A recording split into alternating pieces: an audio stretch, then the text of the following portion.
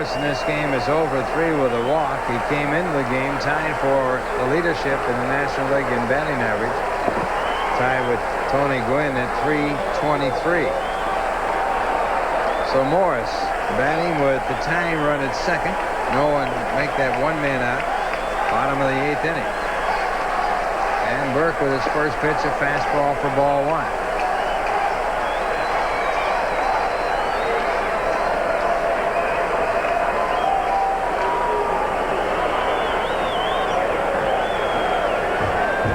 The world's champions of 1990.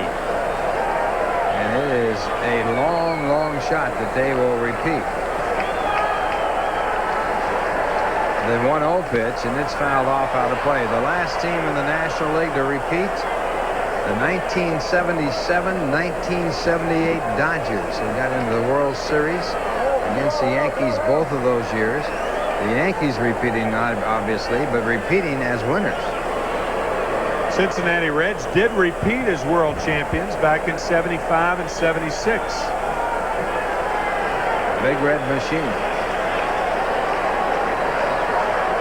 1 ball, 1 strike to count.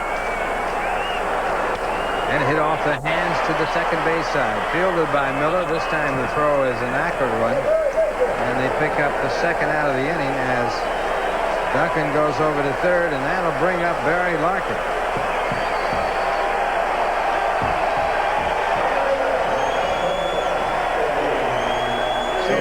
Seen Larkin bunt in this situation. He's an excellent bunter. Johnson's already in, even with a bag to guard against that. Larkin in this game 1 for 3 with a single. He also has walked. Johnson in. Magadan has shortened up a bit at first base. Larkin, who has 61 runs batted in, the batter. And the first pitch is hit up the middle, off of the glove. A chance for Elster. The throw is in time as Larkin makes the dive, but is out. Great play. And a lucky break for the Mets on the carom, as Larkin is thrown out on the carom off the glove of Burke over to Elster, and Elster's throw to first base for the out. I'll tell you, that's as much excitement as I've seen in that dugout in 6 weeks. So in the inning, no runs, 1 hit, 1 error, 1 man left on base, and the score at the end of 8. It's the Mets 7, the Reds 6, and here's a word from Toyota.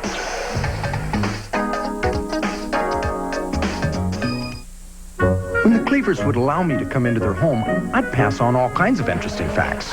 Wally, you know that there are some places on the freeway where you're allowed to go 65 miles an hour. They would have loved the Toyota Camry V6 with 24 valves and 156 horsepower. Camry's the perfect car for people who like power. But Ward used to drive like a snail. Oh, you can get a ticket for that, too. Going too slow and blocking traffic.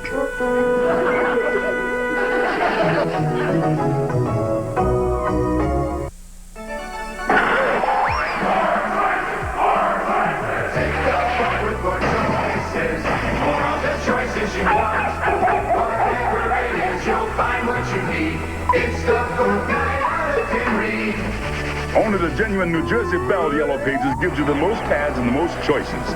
It's the most valuable player on your team. The genuine New Jersey Bell Yellow Pages. No other book can match it. A Bell Atlantic company. You live in this town. You give it all that you've got. Manufacturers and overpower banking lets you take your best shot. You got the power. Something to share. The power. Every day, every hour. Manufacturers and overpower banking your money has power. Manufacturers and overpower banking your money has power. America's Nuttiest Man and the Greatest Show of 91, the Jerry Lewis MTA Labor Day Telethon. You'll howl! Plus local host John Tesh, Sunday at 9 on Universal 9. Just like on a carousel, Barry Larkin off the glove of Tim Burke. Elster, Larkin, and look at the reaction of Mariano Duncan. Oh. Different view on every turn. It's like a merry-go-round. Mackey Sasser leading off for the Mets, and he swings and misses. Good break for the Mets on the carom. A fine play by Elster. And the Mets get out of the chance of seeing the ball game tied up. They still lead by a score of 7-6. Sasser in this game 0 for 4.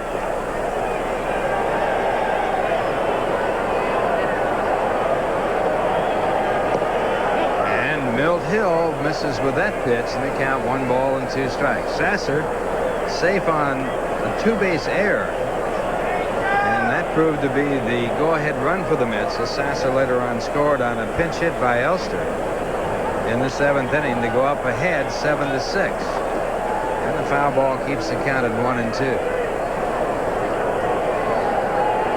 Mets had tied the ball game in the 7th inning on Howard Johnson's second home run of the game. That tied the game at 6 in the 7th inning.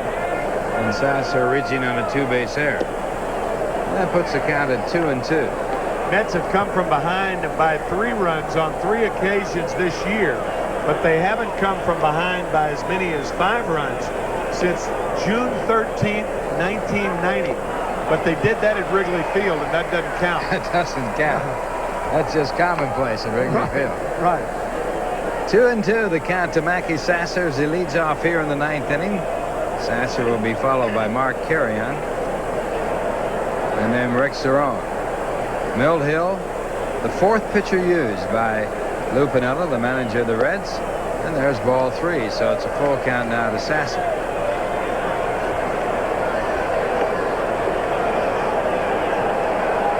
Sasser has hit the ball hard twice tonight, but has come up empty, lining out to first and left. 3-2 pitch, foul back out of play, so the count will stay at 3 balls and 2 strikes. Reg Wells, Gay E, and Lloyd Lindsey Young. George Lindsey Young, that's right, we're in the weekend. All coming up next on the news here on WWR-TV. And ball 4, so Sasser leads off the inning with a walk. Mackey Sasser walked? That's hard to believe, isn't it? Only his 5th walk all year. He's been walked intentionally a couple of times, but only 5 legitimate walks. You don't see that too often. 7th walk for the Mets in this game to go with their 9 hits. So they've had 16 base runners as a result of walks and hits, and another on an error. And that'll bring up Mark Carrion. Carrion with the pinch hit single in the 6th inning, and this ball bunted out. Picked up by Hill, the pitcher. The throw to Duncan covering the first for the out, and the sacrifice moving Sasser in the scoring position. Yeah, but more importantly, we get to see what Milt Hill does with a runner on second base. Will he look over his left shoulder? Remember last inning with Keith Miller at first base, Milt Hill looked into center field. Very, very strange. Check on that tomorrow and see what Milt says about why he does that. That brings up Rick Cerrone, who walked as a pinch hitter in the 7th inning.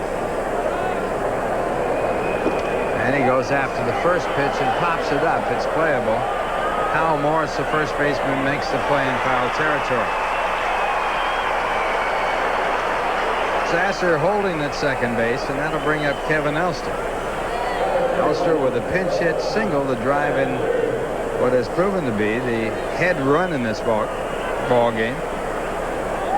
Milt Hill and Joe Oliver talking about what they want to do. I think the obvious thing you do here is you pitch to Elster, because if they walked Elster, then Gary Templeton, the left-handed batter, would be the batter. Lou Piniella knows that. And you know, here comes Keith Miller on deck, and he's not supposed to be on deck. It's really supposed to be the next hitter. Keith Miller is the #1 hitter. He's not supposed to be the guy on deck. And the first pitch to Elster is taken for ball 1. Elster, with his pinch hit base hit, is now hit in 10 straight games. Piniella just called to home plate umpire Frank Pulley. Maybe he was talking to Joe Oliver. David Cohn by the bat rack indicating he will be the pinch hitter. Yeah. That should scare him. That's a decoy. It's actually Gary Templeton who's going to be the hitter. And the fastball fouled back out of play. 1 ball, 1 strike. Cone has a pinch hit, though. He has. The only Mets pitcher to have a pinch hit base hit in the history of the Mets. There you see Templeton coming out the on-deck circle with John Franco now throwing in the bullpen for the Mets.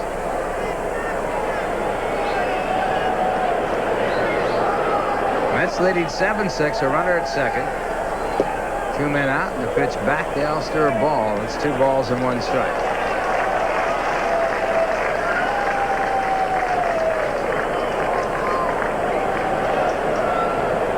Long, drawn-out ball game here, but the Mets leading 7-6. And the pitch to Elster, a ball, so it's 3-1. Hill walking his first batter in the 8th inning and also his first batter in the 9th. It's an interesting stat right there. Leadoff batters reached and scored in every inning since the 4th. And this one popped up, and it should be an out to end the inning. Again, it's Hal Morris in foul territory, and that retires the side. A walk and a runner left at second. And the score at the end of 8.5 innings, it's the Mets 7, the Reds 6, and here's a word from Macy's.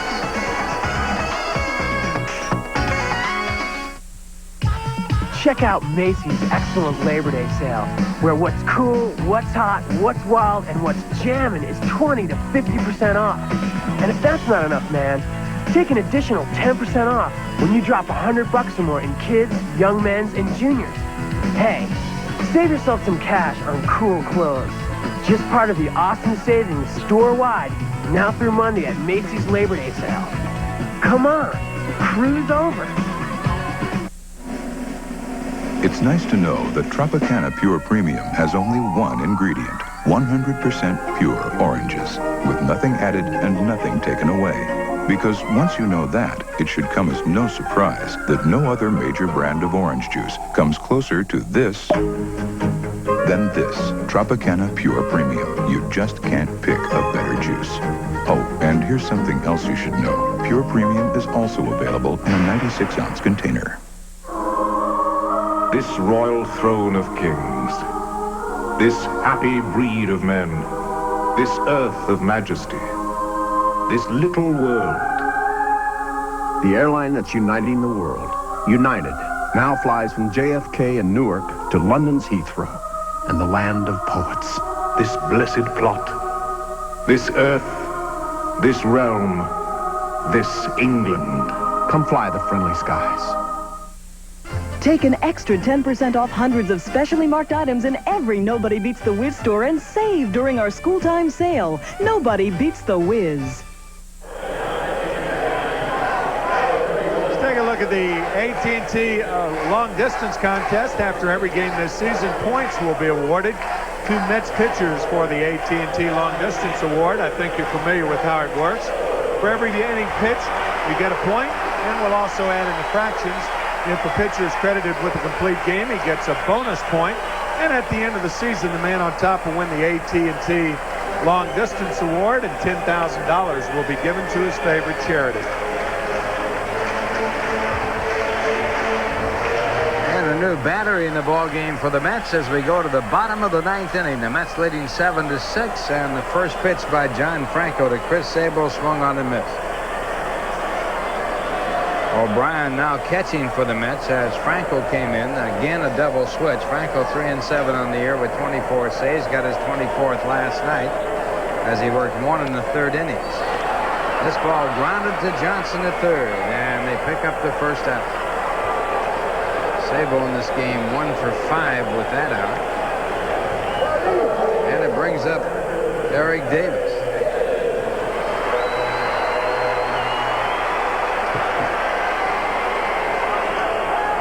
Davis with 2 walks and a base hit in 2 at-bats. Singled to center field in the 3rd and later on scored. Also walked in the 2nd and scored, so he has scored 2 runs in this game.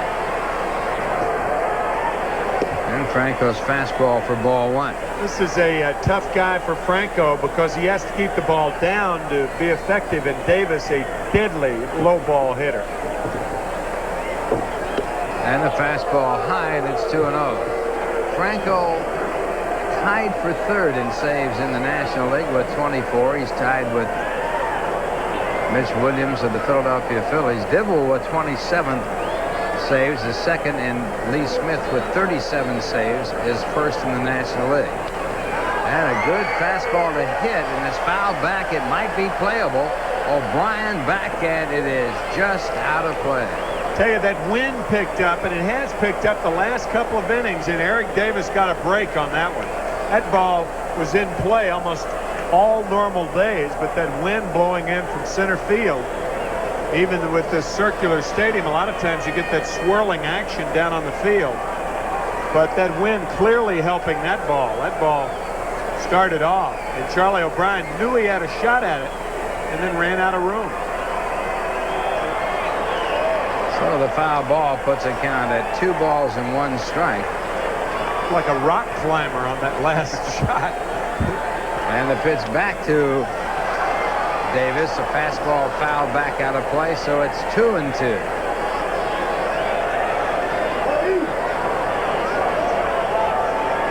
Davis coming into this game hitting .258 with 10 home runs, 29 RBIs, and there you see that. Look at that. It's like a rock climber right there. Don't let go. Swing and a miss, and Davis goes down swinging. So Franco blows it right by him. Did he ever? Well, the great pitchers, and Franco is certainly, from his track record, showing that he is one of the real quality and premier relief pitchers around. They reach back for something extra at the right time, and he certainly did there and just blew it right on by Eric Davis. So now the Reds down to their last out, and the batter is Bill Dorn. Dorn, a switch hitter, and batting from the right-hand side. He takes a called strike. Dorn, a pinch hitter in yesterday's ball game, grounded into a force play in the 8th inning as the Reds lost to the Mets. Now he takes the ball, and it's 1-1. Mets winning yesterday 3-2 in the thriller, and now leading 7-6 in what has been a tremendously exciting ball game. Mets coming from behind, trailing 5-0, and leading now 7-6. 1-1 pitch, and it's grounded to third, a base hit as it goes on through. So Dorn keeps it alive.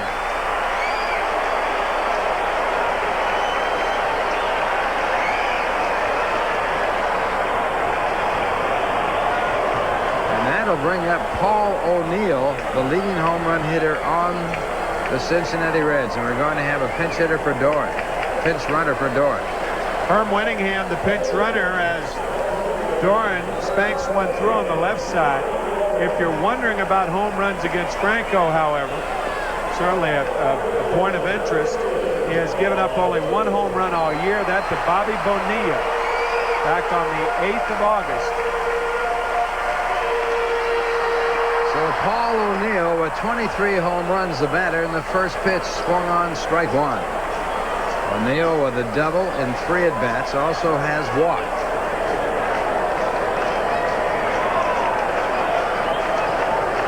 He has hit 3 home runs against the Mets this year and a total of 6 in his major league career, and the fastball in under his chin. 1 ball and 1 strike. Tying run at first base. The winning run at the plate. 2 men out. Bottom of the 9th inning. The Mets leading 7-6.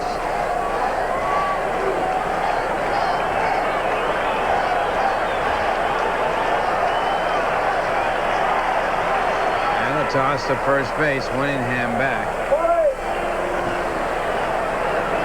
Winningham with 4 stolen bases and 8 attempts.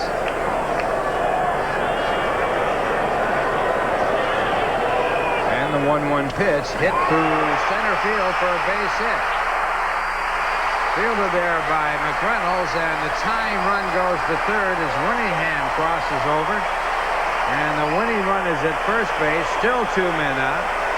And the batter will be Joe Oliver, the catcher.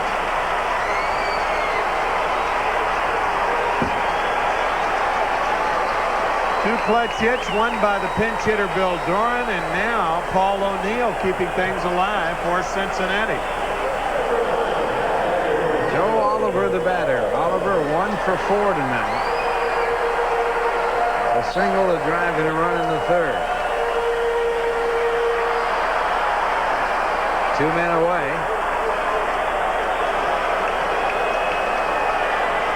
And Franco's first pitch swung on and missed, strike one.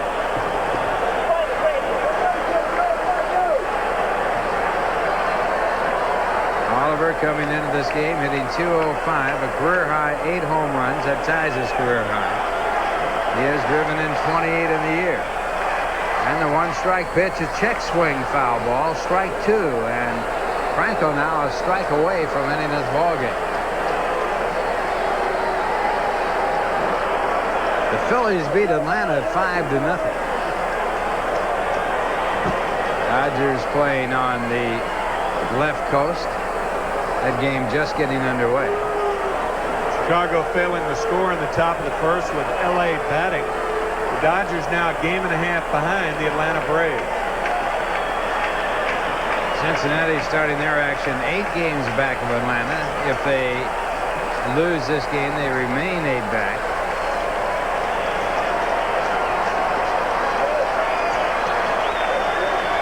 And the Reds with 1 strike left, if Franco can punch him out. 2 strikes to count on Joe Oliver. Runners at first and third, and the ball is in under his chin. Did it hit him? It's a wild pitch, and the tying run scores. The tying run scores as the ball got away, and it's tied at 7. What a bizarre way to tie a ball game as that ball got away from Franco under the chin of Oliver. It didn't touch him at all. If it had hit him, the run could not have scored. Well, which leads you to think how in the world Oliver got out of the way of the ball. I can't believe this pitch from Franco. It looked like it went through him. I mean, how in the world did Joe Oliver get out of the way of that ball? It went behind him. There is not even any intent of knocking him down. One more strike and the game's over. Now Oliver's scampering out of the way, so Winningham can score. Now the winning run is at second base. The count 1-2, and the pitch is hit in the air but foul.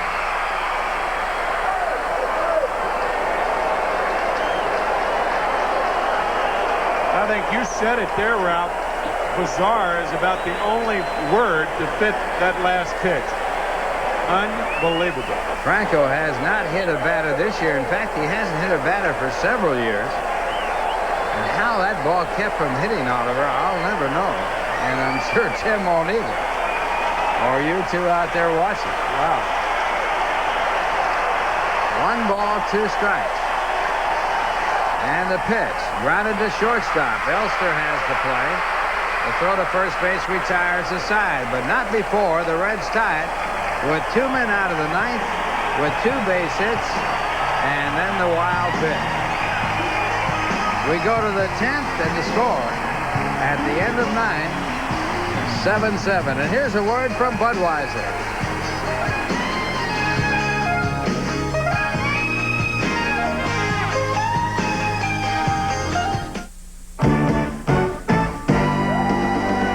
Company picnics on today. No one's working, it's time to play. We're having fun with the whole crew. Nothing beats a barbecue, yeah. Nothing beats our best Budweiser. Nothing beats a Bud. And we'll toast and cheer with the king of beers. Nothing beats a Bud. We really missed you, man. Really. You would have laughed all night long. It was your kind of thing. You made me laugh. It was so embarrassing. I haven't seen him in years. It was great. He still cracks me up. Tell you one more time because I think I liked it. I just stood there. Well, we just stood there, yeah. No one helps you share the feelings like AT&T Long Distance. I wish I could have been here, too. AT&T, all you need to reach out. It's your Chrysler Plymouth dealer's big year-end clearance. And you want a great deal, right? Yeah! Peterson, check out that Acclaim. Hurry in and get that $1,500 cash back. Hey, Bakers, look at Grand Voyager. Over $2,000 in savings. Your name's all over it. Hey, Louis, you see that Sundance America? And just announced, now get $1,200 cash back. Hurry in and take advantage of year-end clearance deals. Rediscover all the great American values at your Chrysler Plymouth dealer. Yeah! Time to stock up with savings that count at Pathmark. Look for the stock up circular, and starting Sunday, get a 13-ounce bag of Italian Village cheese ravioli, 99 cents. That's half price. Jumbo or buttermilk Downy Flake waffles, 89 cents. That's half price. And a 4-ear bag of Pathmark cobbed corn, 99 cents. That's half price, too. And look for the special frozen food section for the hottest savings you can count on. Only at Pathmark, 24 hours a day, 7 days a week. Charlie O'Brien leads it off for the Mets here in the top of the 10th. A remarkable turnabout with Franco getting Sabo and Davis, two of the most dangerous batters for the Reds. And then a pinch hit by Bill Doran. Another pinch hit by Paul O'Neill. And with runners at first and third, 2 outs to count. 0-2 to Joe Oliver. As bizarre a pitch as has been thrown all year long. Almost hit Oliver. It was a wild pitch. And Herm Winningham, pinch running for Bill Doran, scored. And that tied it at 7. And that's where we are. It's a ball and 2 strikes to Charlie O'Brien.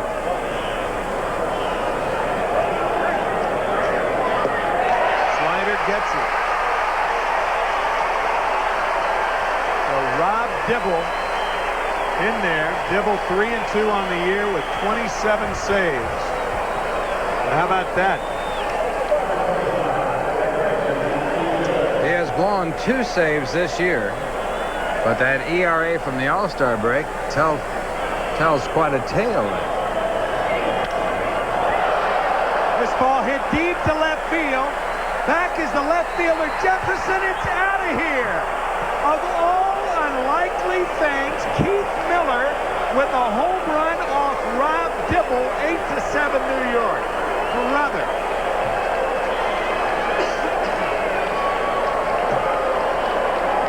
I don't believe what we've seen over the last inning.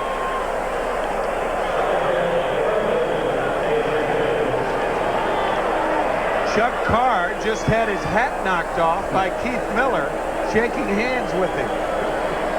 8-7 New York. Brother. Strike 1 to Magadan. Well, Keith Miller with only 1 home run this year prior to this one, and it's out of the ballpark as he takes the fastball downtown. Holy cow. His 2nd home run of the year and only the 4th given up by Rob Dibble. Man. Miller has never hit 2 home runs in 1 season in his major league career. Kidding me? Slider outside to Magadan. 2 balls and 1 strike. I can't think of any Met batter ever hitting a home run off Dibble. That's unofficial, but this is what, his 3rd year in the league? I mean, the Mets, like the rest of the National League, haven't hit Rob very well. It's 3 balls and 1 strike. What a nutty ball game this is. 3-2 to Magadan. Miller's first home run was in 1989 off Jim DeShays.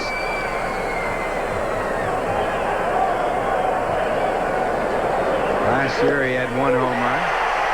And the slider gets Magadan. 2 outs here in the 10th.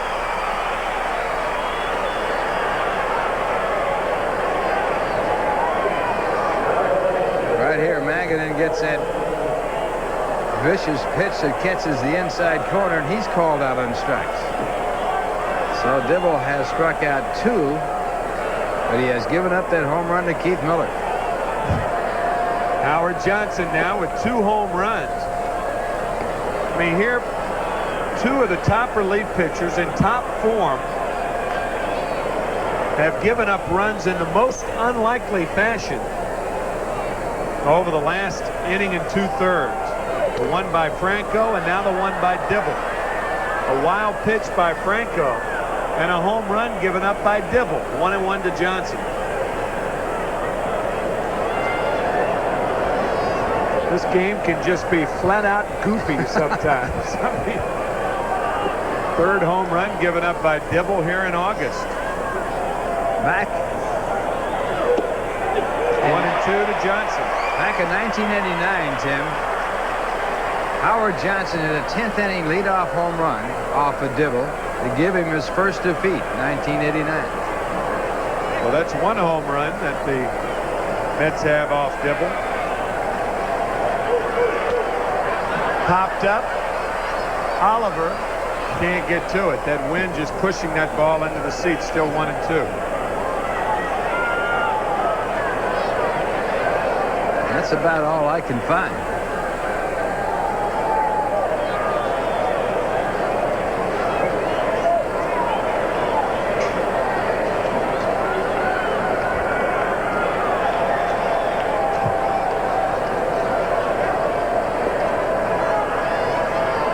Franco kicking the water cooler and certainly understand it. Well, Dibble fashion. He strikes out the side. However, Keith Miller with his second home run of the year gives the Mets the lead 8-7, middle of the 10th, and come on back for more fireworks right after this from Budweiser. Unbelievable.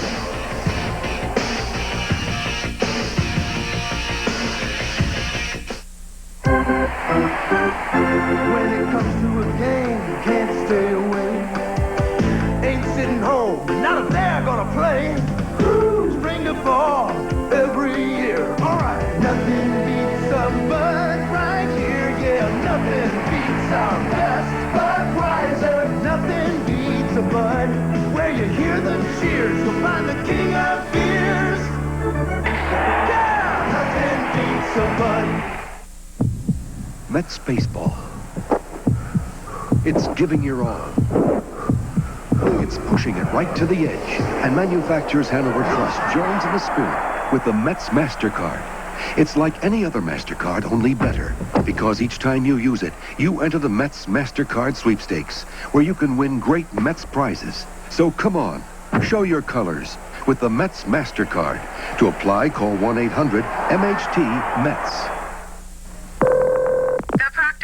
Bank is closed for the holiday. You have reached Lucci Plumbing. I am indisposed at the moment. Ever try to get help on a holiday or a weekend? It's nearly impossible, unless you're calling one very special number. GE Answer Center may help you. 24 hours a day, even holidays, GE's Answer Center is there. Whether you're thinking of buying a GE appliance or already own one. My son just put marbles in the ice maker. Don't worry, ma'am. The GE Answer Center never closes. Well, bottom of the 10th inning, 8-7. Mets on top. Franco still in there. Stanley Jefferson, the left fielder, the batter, and he tries to bunt. Franco charging hard, but the ball is foul. 0-1 to Jefferson, who is 0 for 1 on the evening.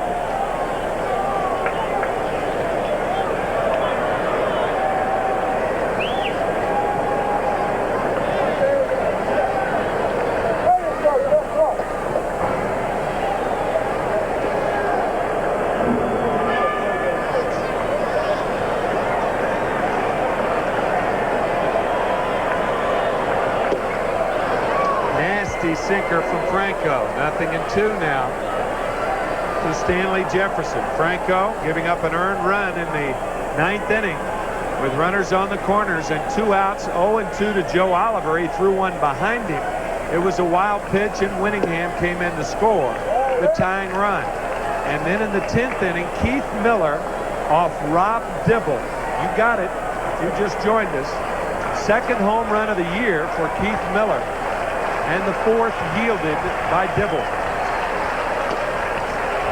Still 1-2 to Jefferson.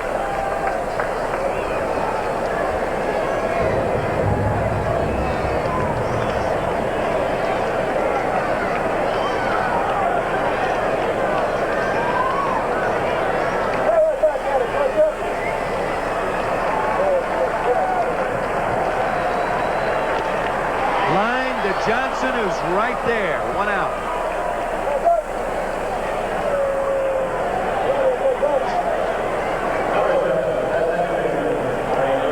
Well, after the bunt attempt by Jefferson, Johnson in close to guard against the possibility of a bunt try for a base hit. And he's right there for the line drive.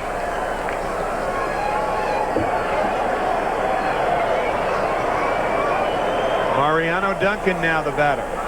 Duncan 3 for 5 and hasn't hit a ball hard all night. Only 1 out of the infield. So a productive night for Duncan, even though he has gone about it in rather unorthodox style. That base hit out of the infield was a broken bat base hit to right. Inside, and you got to believe that's what Franco wanted to do on Joe Oliver, but it got away from him and went behind him. 1-1 to Duncan.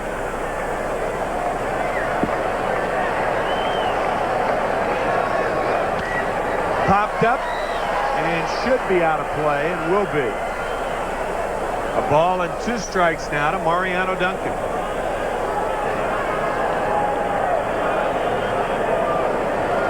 This is the type of ball game that fans in New York have been used to over the last 8 years, really since 1984.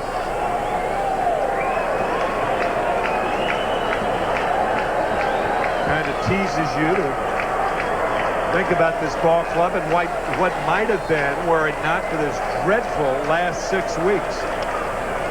Fouled away, still 1-2.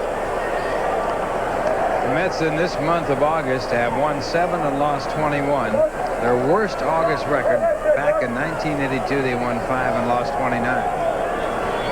Make that 24.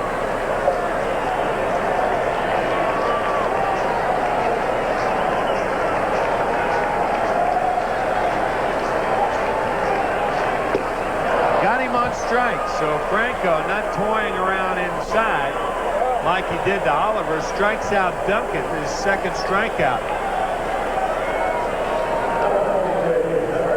And Buddy Harrelson trying to look calm. What he and that ball club has been through and put themselves through in the last 6 weeks.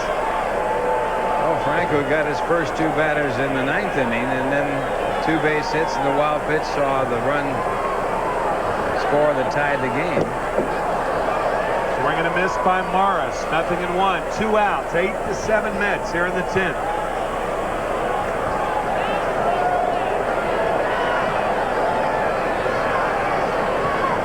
You can see Morris moving away from the plate. He starts in his regular stance, but he looks like he's looking for that sinker inside after that first pitch. A lot of foot movement by Hal Morris.